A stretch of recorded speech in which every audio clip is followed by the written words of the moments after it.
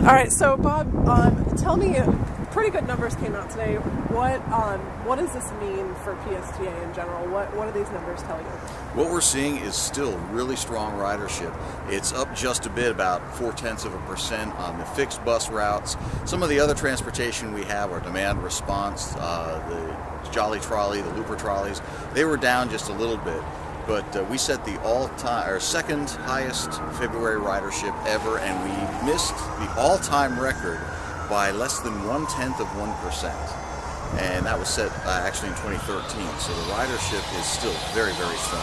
Now, with the Green Light Pinellas initiative on the ballot this November, how do these numbers help in your pushing to try to get that referendum passed? Well, one of the things we're seeing out there and we're trying to address is the fact that we're really having capacity issues on a lot of our routes, not just at rush hour, but during the middle portion of the day we're running buses that we're putting extra buses out because we can't pick up additional passengers because they're so full.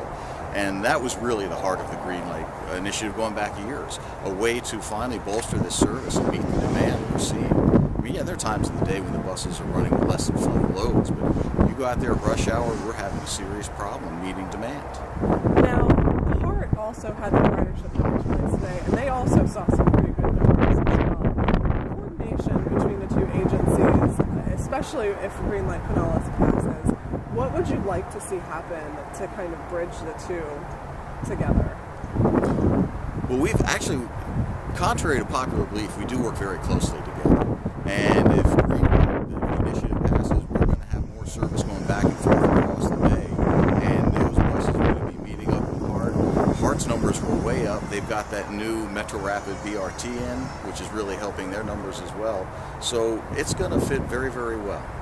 Now, let's say Green Light Pinellas doesn't pass, hypothetically. With ridership continually increasing, you're showing a steady trend of growth here. What's going to happen with the system if you don't get that referendum in November? Well, we know that right now, because the property tax is our main local source of funding, and we've gone through the recession, we're using reserves to keep from cutting additional service. Those reserves will be exhausted by 2017, and then we're looking at about a 28% cut in service. So what's on the streets now is going to be pared back by nearly 30%. That is going to affect an awful lot of people. It's going to be less connections, less service. It's going to be harder to get around.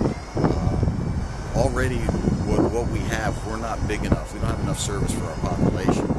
We're just going to be that much behind if they don't switch our funding. So what still needs to happen with your system in Pinellas County? I mean, obviously we know what's on the Green Light Pinellas plan, but between now and then, any plans, anything that you'd like to see happen in the interim? Oh, there's so much I'd like to see happen in the interim. We don't have enough time to go through that now. Really what we're working on, because we don't have funding to expand service. So we're continuing to tweak it to make sure that our buses are running on time and do what we can to accommodate the demand out there.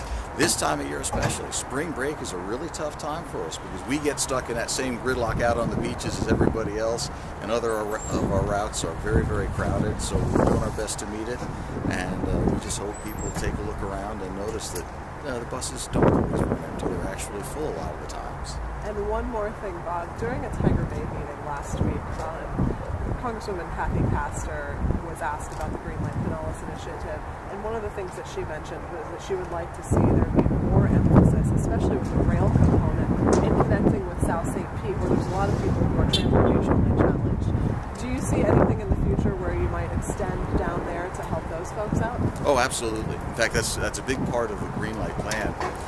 Mayor Kritikos last Thursday made a really poignant comment. When you're doing something like this, you can't get to the second step until you take the first step. Green Light would be the first step. And you have that one rail corridor, that backbone, and then all of the bus surrounding it that will be built up for 10 years is the foundation that will link the rest of the county one transfer away. Just, you can get on a bus, you go right to that line. South St. Pete's going to see that too. South St. Pete's going to see a lot of increase in the bus service. It's going to be very, very easy for someone to hop on a bus and immediately be on a new major, whether it's a bus rapid transit corridor or the light rail corridor. Bob, that's all I have. Is there anything that you'd like to add that I haven't asked you about? One of the most important things we're asking is we just want people to learn about the plan. It's complicated. There's a lot to it, but we encourage people to go to greenlightpinellas.com, see what the plan is, see what it's involving, and see what we plan to do with the money and the people system. Thanks so much, Bob. My pleasure. Thank you.